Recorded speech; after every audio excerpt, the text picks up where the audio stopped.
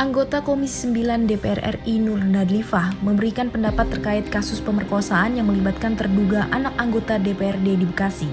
Saat ditanya usai paripurna DPR RI Senin 31 Mei 2021, Mbak Nat, sapaan akrabnya, menilai kasus tersebut harus diselesaikan secara cermat.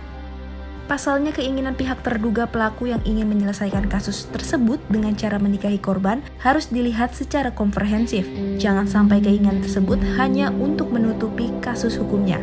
Jadi terkait pelaku minta korban dinikahi gitu ya? Iya, keluarga pelaku.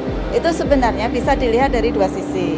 Sisi pertama, kalau memang niatan itu baik dan betul-betul tulus dan untuk berkepanjangan, masih bisa diterima. Tapi jangan sampai itu hanya untuk menutupi kesalahannya saja. Menutupi kesalahan, dinikahi, habis itu sudah diselesaikan. Yang penting publik mengetahui sudah dinikah.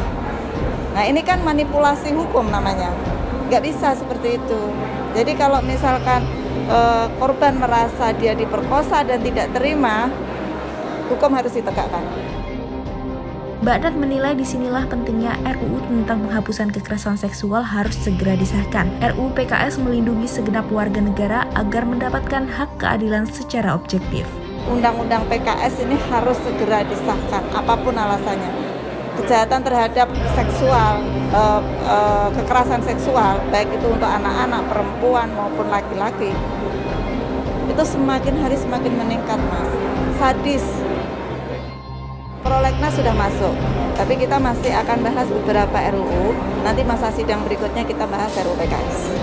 Tahun ini harus selesai RUU PKS ini. Ini urgen banget. Semua partai sudah oke, hanya ada dua partai yang memberikan catatan terkait tentang definisi kekerasan seksual itu sendiri.